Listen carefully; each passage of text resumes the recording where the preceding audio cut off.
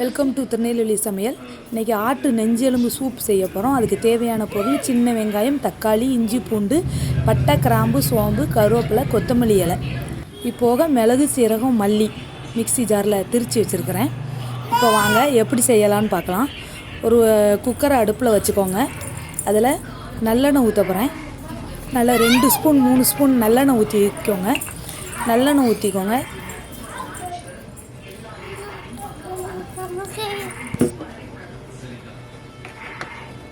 Oil சூடாகட்டும். Oil சூடானதும் நம்ம எடுத்து வச்சுருக்கிற அன்னாச்சி பூ, பட்டை, கிராம்பு, ஏலக்காய் எல்லாத்தையும் இப்படி ஒன்று ஒன்றா சேர்த்து நல்லா லைட்டாக வதக்கி விட்டுக்கலாம். அதுக்கப்புறம் சின்ன வெங்காயம், தக்காளி, இஞ்சி, பூண்டு எல்லாத்தையும் ஒன்று ஒன்றா சேர்த்து வதக்க ஆரம்பிச்சுக்கலாம்.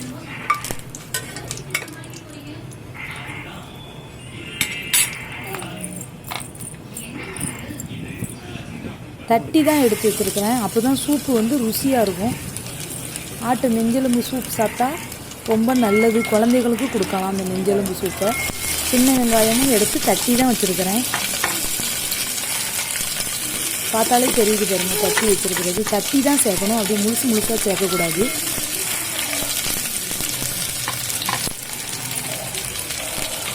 கருவேப்பிலை போட்டுக்கோங்க.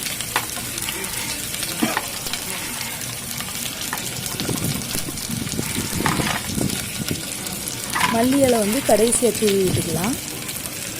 இதெல்லாம் போட்டு ஃபஸ்ட்டு நல்லா வதக்கி எடுத்துக்கோங்க.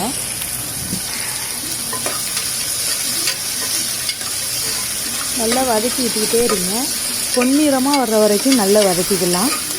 எப்படி நம்ம விசில் விடுவோம் அதுலேயும் நல்லா வெந்துடும்.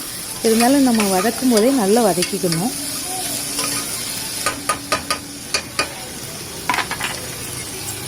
நல்லா வதங்கினதுக்கப்புறம் தக்காளி எடுத்து போட்டுக்கலாம். நல்லா குட்டி குட்டி பீஸாக தான் நறுக்கி வச்சுருக்கிறேன். தக்காளி எடுத்து போட்டு நல்லா வதக்கிக்கோங்க.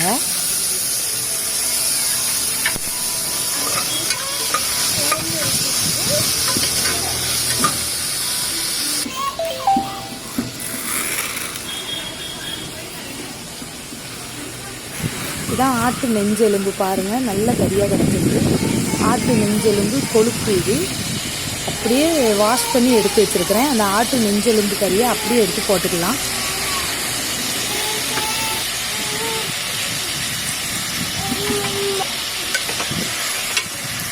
நல்லா வதக்கி விட்டுக்கலாம். கறியை போட்டதுக்கப்புறம் நல்லா மிக்ஸ் பண்ணி விட்டுக்கோங்க. இது கூடவே ஒரு 1/2 ஸ்பூன் மஞ்சள் தூள் போட்டுக்கோங்க.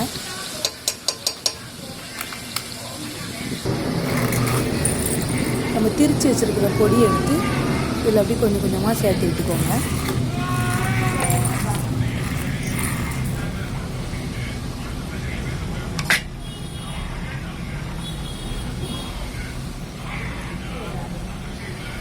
குழந்தைகள் எப்படி சாப்பிடுவாங்கன்னு பார்த்துட்டு நீங்கள் காரம் சேர்த்துக்கோங்க.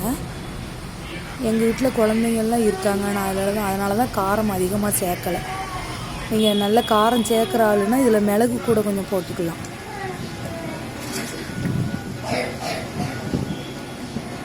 இது கூடவே கல் உப்பு போட்டுக்கோங்க. ஒரு 1/2 ஸ்பூன் போட்டிருக்கேன் நான்.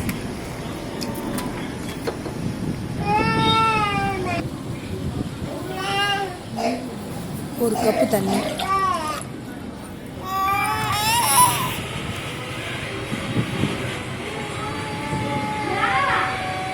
அதே கப்புக்கு 2 கப்பு தண்ணி ஊற்றிருக்கிறேன். பாருங்கள், சூப்பராக ரெடி ஆகிடுச்சு சூப்பு. நல்லா 5 விசில் விட்டுருக்கிறேன். இது நான் ஓப்பன் பண்ணினதுக்கப்புறம் கொத்தமல்லி இலையை போட்டால் போதும். சூப்பராக ரெடி ஆகிடுச்சு. பார்க்கவே நல்லா தெரியுது பாருங்கள், எண்ணெய் பிரிஞ்சு வந்துருச்சு. இப்போ இதை அப்படியே எடுத்து சாப்பிட்டு பார்க்கலாம். சூப்பராக ரெடி ஆகிடுச்சு. உப்பு காரம் எல்லாமே கரெக்டாக இருக்குங்க. இதே மாதிரி நீங்களும் செஞ்சு பாருங்கள். திருநெல்வேலி சமையலுக்கு லைக் பண்ணுங்கள், ஷேர் பண்ணுங்கள், சப்ஸ்கிரைப் பண்ணுங்கள், பெல் பட்டனை ப்ரெஸ் பண்ணுங்கள். எதுவும் குறை இருந்தால் கமெண்டில் சொல்லுங்கள். தேங்க்யூ. ஆட்டு நெஞ்செலும்பு தனியாக எடுத்து காமிக்கிற பாருங்கள். இதுதான் ஆட்டு நெஞ்செலும்பு தனியாக தெரியுது பாருங்கள். Thank you all.